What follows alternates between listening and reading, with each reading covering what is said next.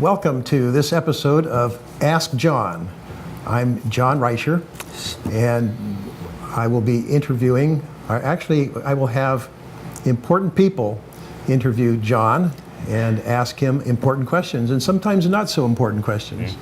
And today we have with us Ed Kressy. And I don't know how to introduce Ed. And we talked about it. He didn't like my idea. So I'm going to let Ed introduce himself. Thanks, John. I liked your idea. The only thing, I would hesitate to call myself an important person. Okay. I thought there was something else you didn't like about what I called you. No, I love everything you do, John. I'm very impressed by the work you're doing, and I'm honored that you would have me on your show today. Thank you. You're welcome. As far as how to introduce myself, John, I'm a person. I've fought a lot of battles, a lot. A lot of battles. A lot of battles. Some have gone my way, many have not.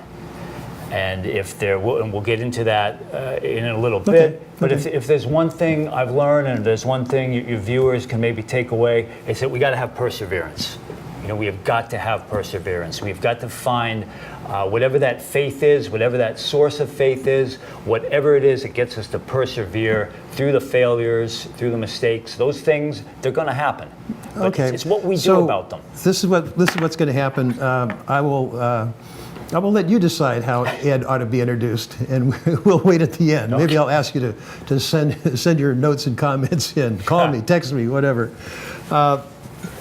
Ed, I am a financial advisor, and I talk to a lot of people, and we talk about some of the things you just mentioned, the perseverance. Yeah. I spend a lot of time helping people out, figuring out all things financial. I do a lot of charts and graphs, and I enjoy it, but I mainly enjoy the close personal contact I have with my clients, and they turn out to be my really good friends. Nice. And I get to know what trials and tribulations they're going through. Yeah. And interesting thing is they get to know quite a lot about me. Mm-hmm. And there's a facet of my work that's always troubled me. And it's this idea that it's all about the money. And it's not all about the money. I think it's about relationships. And the work I do doesn't help that directly. But I like to think that in some way I impact that for my clients and for the community in one way or another. Which brings me to some issues that kind of get to where you have been. I belong to a couple of different organizations. The Presbyterian Church of Novato. I also belong to the Rotary Club of Novato Sunrise. And being involved with them, I get to know about things and participate in things. And one of the things that has been going on recently is something, what is it called? Mobile care, the downtown streets team. In San Rafael, I'm not sure quite how long ago, maybe a year or two, they decided to take people who are on the street, and rather than just have them be on the street, they put them to work cleaning the streets. And they brought that program to Novato. And I'm not sure there's much controversy about that. I think it's a great thing. I've always thought someone that's on the street, maybe they should do something. Yeah, that's wonderful. Yeah, and as an offshoot of that, we're going to have mobile showers for street people. And the question is, how much good is that going to do? I'm hearing people talk about that. How much good will that do, really? It's going to be just early in the morning, and these people are not going to come early in the morning. Oh, are we going to attract a lot of people to town that we wouldn't otherwise attract to town? Are they the people we want to attract to town? So you hear this kind of stuff, and yet the people who are doing this work are doing it out of love. They want to care for the community. Beautiful. And it's hard. We put together this what I call a care package to give out to street people. And we did this at the Presbyterian Church. And I've gotten reports back from people who have actually handed these to people on the street corner. This has toothpaste in it, there's a water bottle, there's some socks, warm socks, there's a pen, chapstick, fruit bar, all this stuff. And some of the Great reports I got back, it's a great thing. Yeah. And then, but some people are discouraged about it because we roll out a window and hand this to someone, and they go, "That's not what I want. I don't need that stuff here. I get everything but what I need." And we've had a couple of experiences like that where there's this total rejection. And Ed, I'm gonna count on you to assuage my confusion and my hurt feelings about this. I know you're going to help us out. We've had some good experiences also. I don't want to, Of course. paint this. Yeah. And let's see, we have the other thing called this rotating emergency service team, where we actually feed the homeless. And I think we've had some really good results from that. It's beautiful. The Rotary Club, actually my Rotary Club, the Novato Sunrise Rotary Club, alternate with the Novato Club, the larger club in town. And we go once a month, or every other month. And then the Presbyterian Church that I belong to actually goes once a month, and to the Quest Church, and they feed the homeless, which I think is a wonderful, wonderful thing to do. It is a wonderful thing, and these are reasonable questions people are asking about the showers. How much good is it really going to do, and what are the downsides? These are good questions to ask. And I had this experience a couple of years ago. I was in Starbucks, and I think I mentioned, in fact, I know I mentioned this on the last episode. So for anyone who might have happened to see that, I'll try to make it a little more brief. But this is my personal experience, and walking away from this situation thinking, what did I do? Did it help anybody? I was sitting in Starbucks, and this young man came in, looked like a street person to me. How do you define a street person? Well, you know, he was kind of shabby, old clothes, but I don't know that's the definition. I'm just saying, I think he was a street person. Don't know. Perceptions but he had a backpack and a jacket, and he was on the phone. He was saying, I need $50, just $50. Just well, you've given it. You did it before. You just can't you? And then the line goes dead, and he puts the phone down. He throws his backpack down on the chair and his jacket on top of it. Then he scoops both of them down and he sits down. And I'm just thinking, you know, I'd like to help this guy out, but I'm not sure that I would do him any good. You know, does he really need $50? Or does he need drugs? I don't know. Yeah. And how could you know? so I just sat there for a while, and he got up and walked out. But I knew he was coming back because he left his backpack and jacket on the chair right next to me. And I just happened to have a $100 bill. Now, you know, how often I don't carry a $100 bill normally. Usually we carry 20s around, right? Because we get them from the ATM. So I had this $100 bill, and I pulled my wallet out, and I started to pull this $100 bill out, and I asked myself, well, how would it feel to put this $100 bill on his jacket? And it just didn't feel good. It just didn't feel right. So I put the $100 bill back in my wallet, and I said, how does it feel to put this back? And I said to myself, I feel like I'm missing a huge opportunity. So I put the $100 bill on his jacket, and I got up and walked out.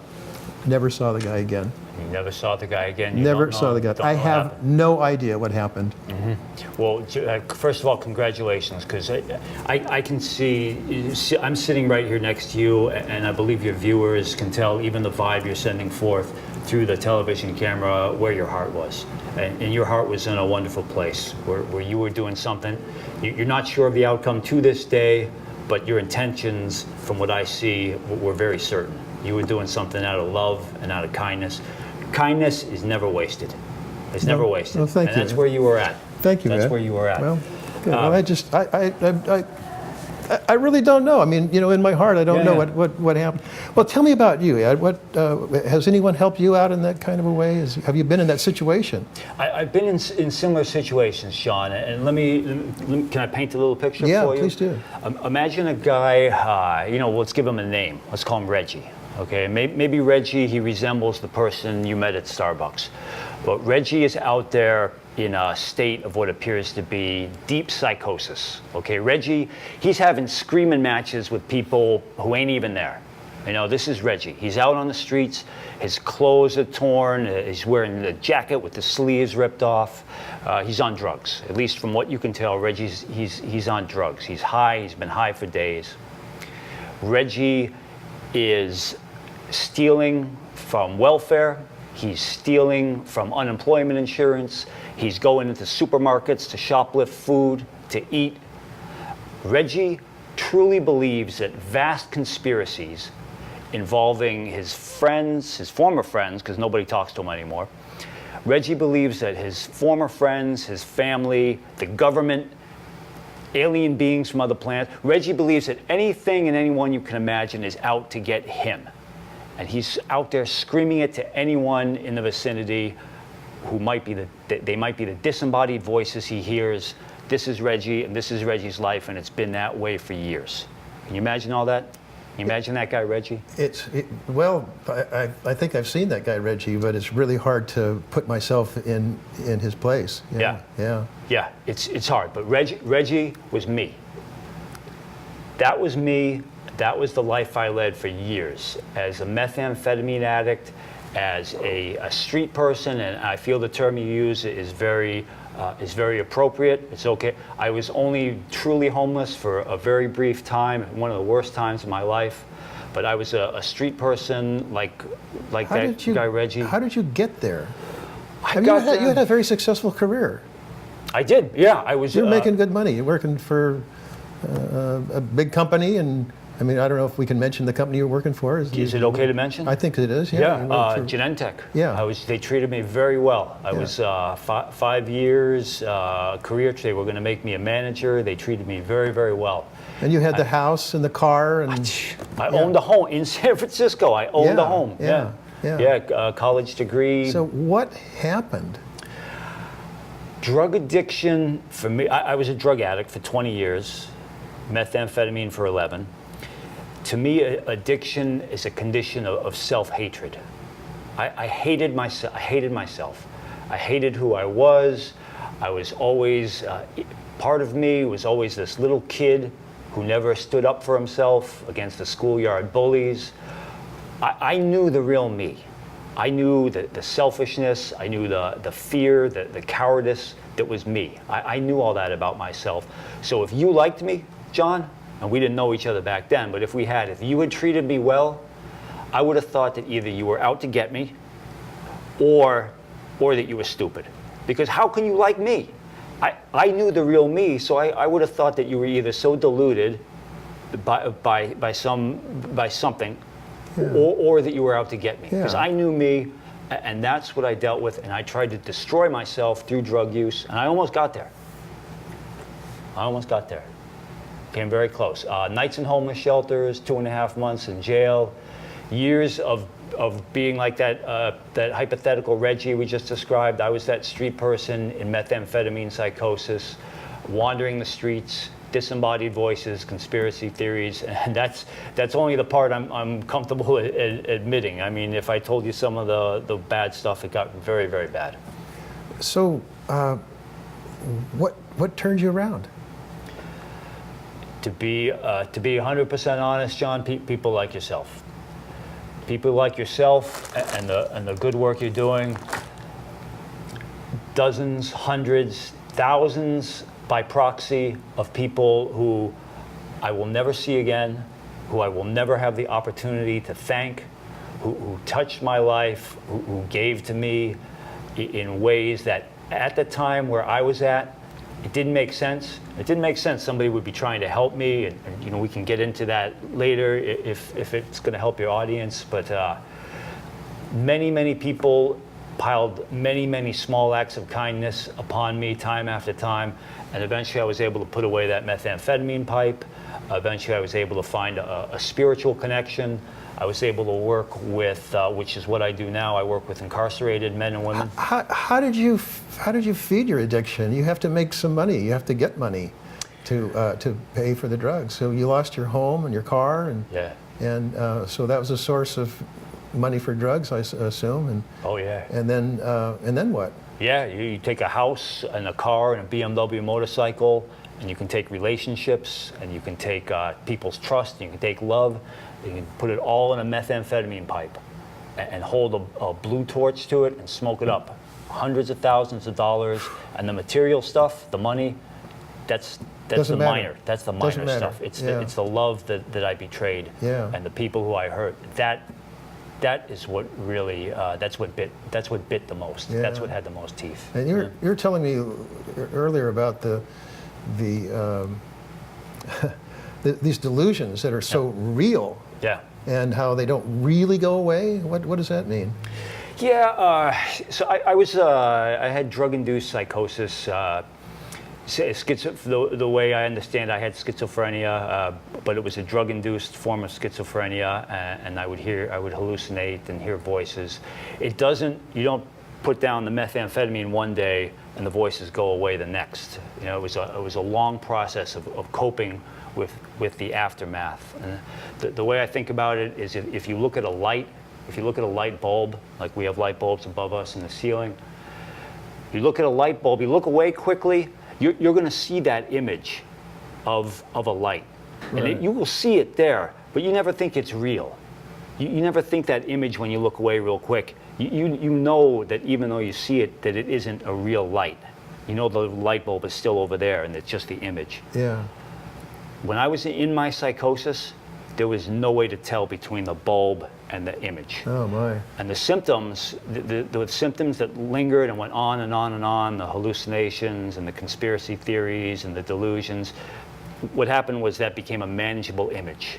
I could hallucinate, hear those, imagine I was hearing those things, but it got to the point where I knew they weren't real, and that was a way I was able to cope with a quote-unquote normal life, which meant no more drugs, no more criminal activity, volunteering, paying taxes. Do you think you're leading a normal life now? I have discovered, through the help of many, many individuals, yourself being one of them, and many others, that a life of giving, we get what we give. We gotta give, and if we can improve people's lives, then we can be successful. You know, if we can improve the lives of others, we will be a success. That's what I've learned.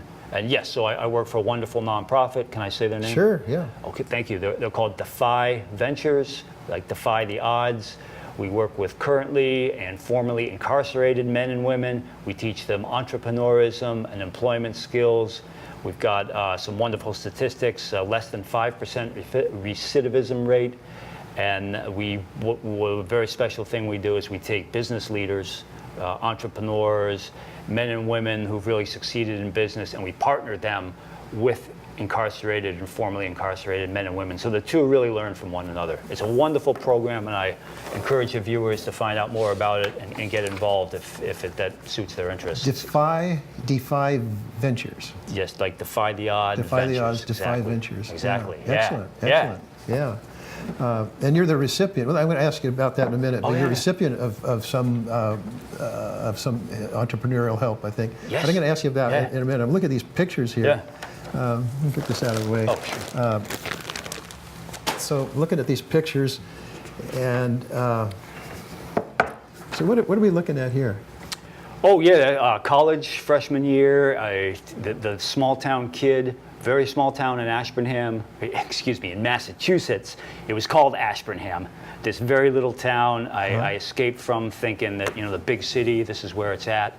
But I was trying to escape myself. I was really trying to escape the schoolyard bullies and the girls in school who I wanted to become friends with, but couldn't have the courage to talk to.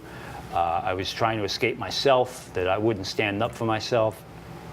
I had a wonderful home life. My parents did very well for me, but when I was in college, it was just about drinking. It was just, how can I drink? How can I escape? So you're not the product of abuse. You didn't have a dysfunctional family. It sounds like you were a pretty regular guy actually, you told me a little bit about your family history. There's some achievers, creative people, achiever type people, and yeah. My grandfather, my dad's father, was an artist, and he drew cartoons. He drew Batman, Some of Oh, the no first kidding. comic No books, kidding. yeah, some of the first Batman comic When books. would that have been? That would have been quite. Oh, quite that's a long. good question. 30s. I In the want to say the 30s, yeah. 1930s. Don't quote Yeah, me, but I yeah. want to say the 1930s. And you grew up knowing that your grandfather had that history, huh? Yeah, Yeah, that's yeah, very but I cool. never capitalized on it. You know. You're not an artist yourself, and your parents were teachers, I think. Yeah, good. A good memory. yeah. My they're retired now or semi-retired. But my dad taught before he retired. He taught creative writing and philosophy. Today he teaches Tai Chi, and my mom teaches nursing. She's No kidding. been a teacher Yeah. for a long Oh, time, very and nice. she teaches to this day. Your dark days, I mentioned, I don't know what to call them, but you They gave me were permission dark, to call man. them your dark oh, yeah, days. Yeah, they were dark. They must have been really hard on your parents. What we as addicts have to grapple with and what we have to cope with is the hurt, the harm we've done to others. And we make mistakes, we hurt people, and then we try to bury those mistakes under more drug use, under more drinking, under more criminal activity. And of course, it just ends up compounding the mistakes. It's like in your field, you have compounding interest, right? If I understand correctly, things go along, then your interest compounds, your investment, and then it goes up. With drugs, it's like the same thing, except down. You know, we go along drugs, and mistake, betrayal. We betray others. We betray, we lie, we steal, and then all of a sudden, when it starts to fall off that cliff, it really falls off that cliff, and it's a terrible thing to deal with in one's own mind, to live with that, but much worse on the ones that.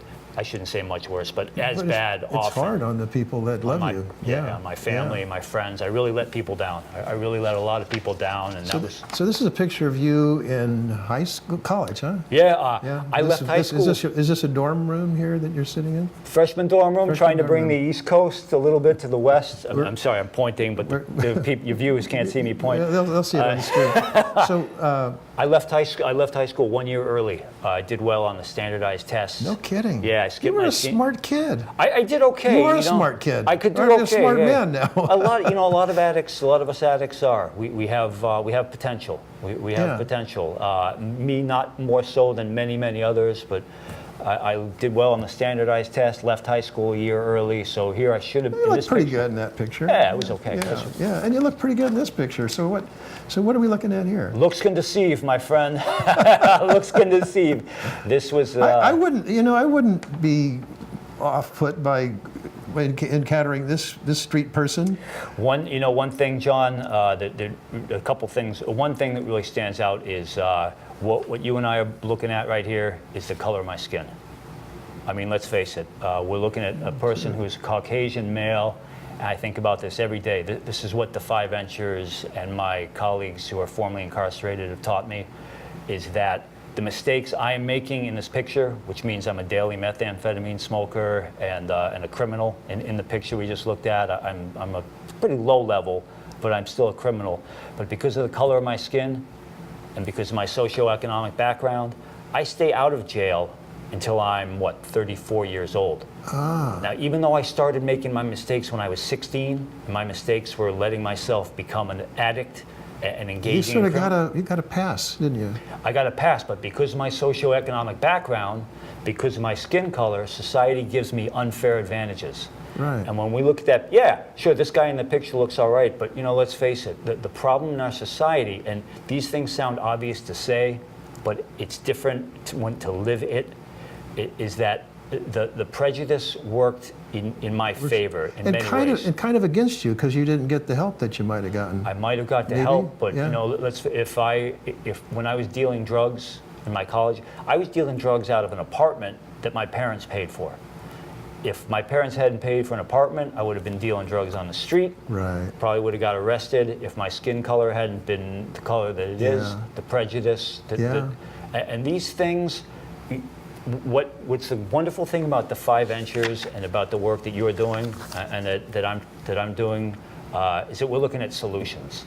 So we can go on, and the things about society, they're true, but we're looking at solutions, and that's why the work you're doing is so wonderful, because you're out there contributing the solution. You have doubts that you expressed in the beginning of your show. Yeah. They're reasonable doubts. They're great questions to ask.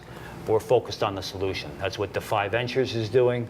That's what you're doing, and I'm just following in the footsteps of you and Defy Ventures and many, many inspiring people who are out there looking for solutions. I'm just a small wheel and a small cog in the big wheel. There are so many people in this community that are doing so much.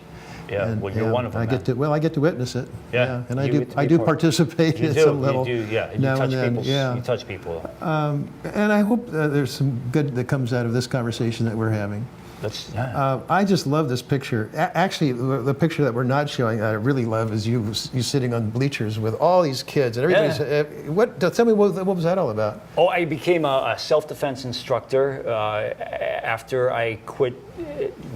Several years after I quit drugs, I became a self-defense instructor and had a wonderful opportunity through the Boys and Girls Clubs of America to go in and teach kids practical self-defense skills, but hopefully on top of that, how to stay off of pathways that might lead to incarceration. You know, incarceration is more of a pathway than it is an event.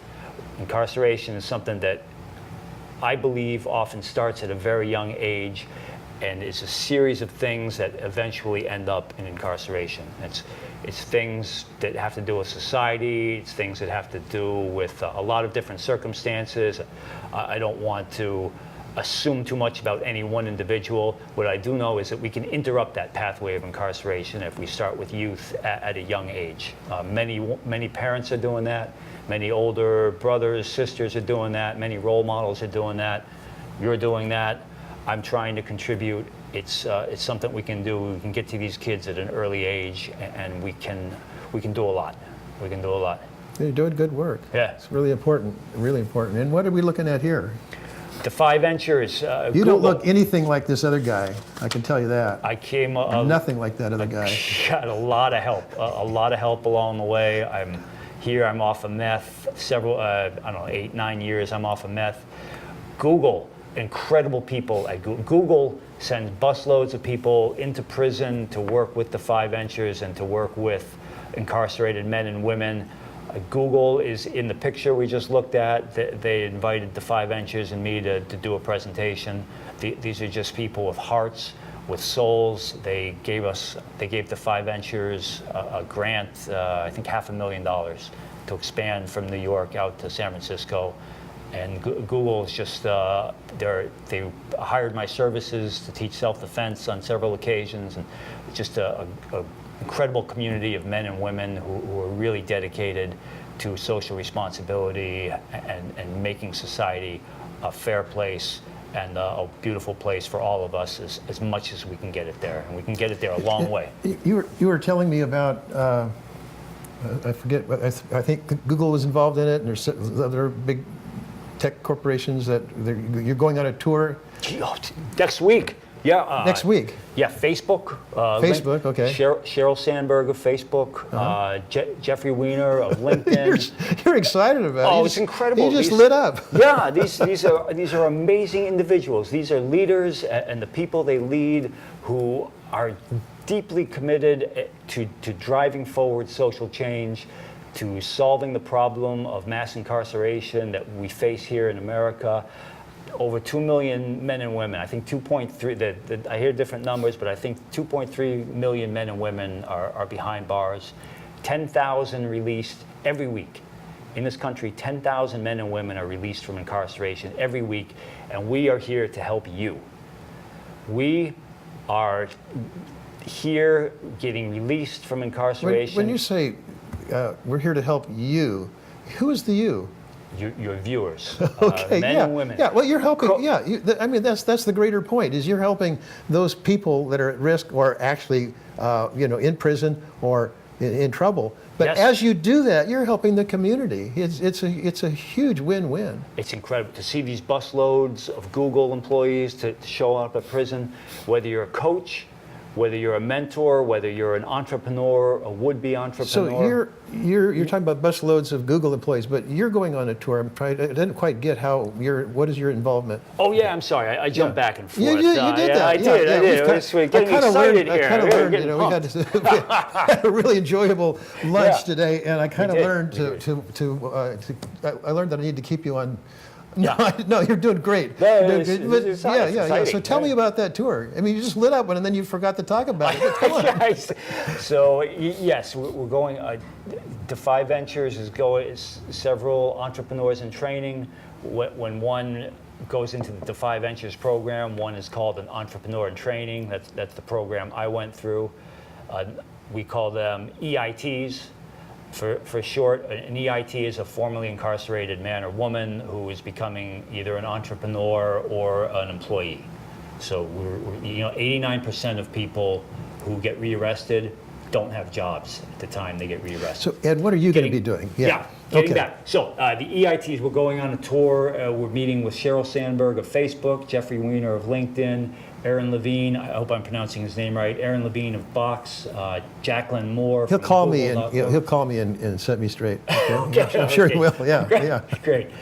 These are leaders. These are top people at the top, either directors or C-level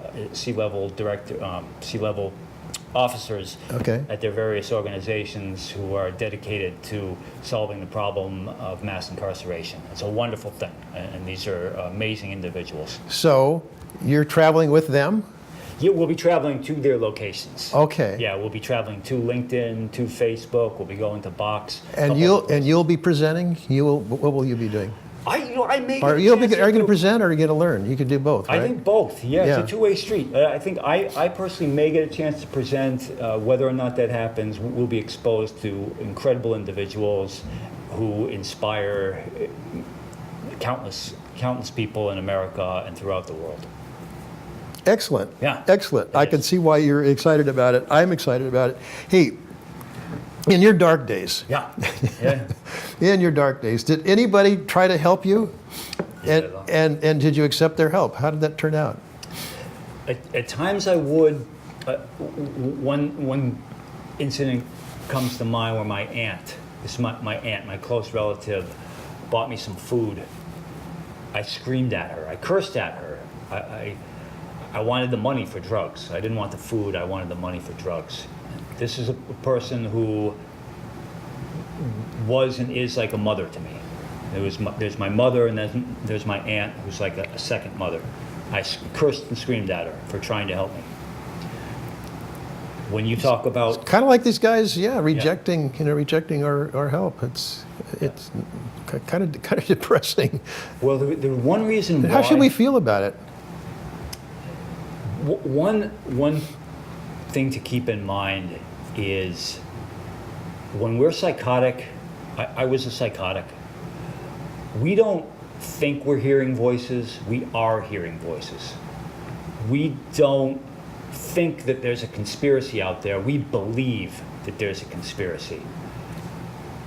I'm not telling you funny stories about how I thought the government and my family and everybody was after me.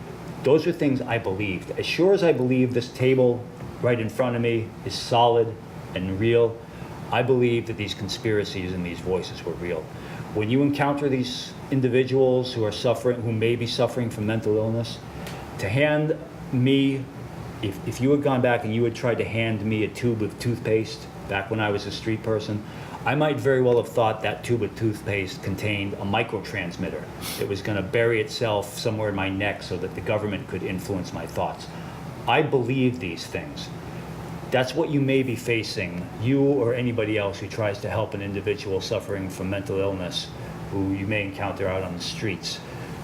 So I think you said that your aunt brought you some rice. Yeah. And did you take the rice, or did she walk off with it? How did you remember?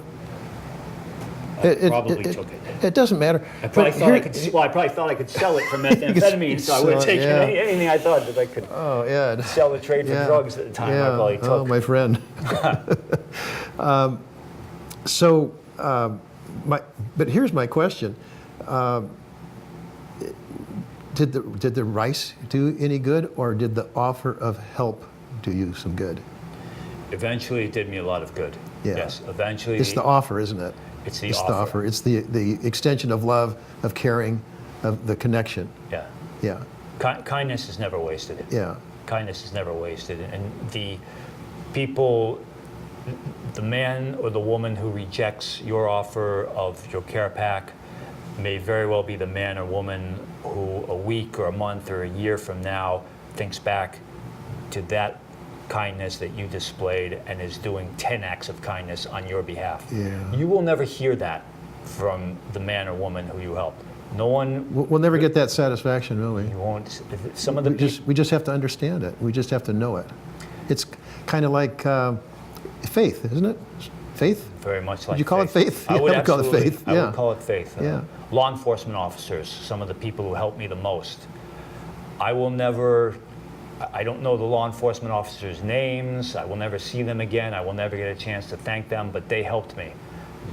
These individuals, such as yourselves, such as the law enforcement officers who helped me, you won't often get thanked, but the goodness and the kindness that you put out there, it's out there. And it does not stop at these four walls or at the street corner. It goes out and it goes out and it goes out.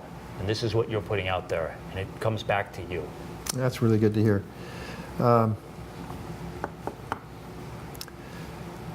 Anything else you want to mention?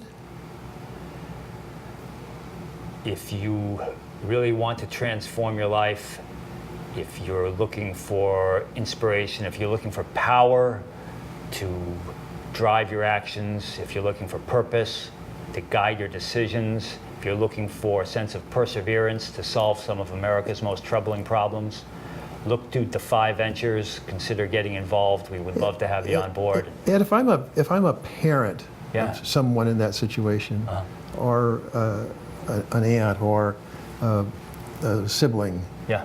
a brother of someone that's in that situation, what advice would you give me for that? Defy Ventures. We have there are many excellent programs out there. Defy Ventures just happens to be the one I know the best. Start with Defy. Contact our family program administrator.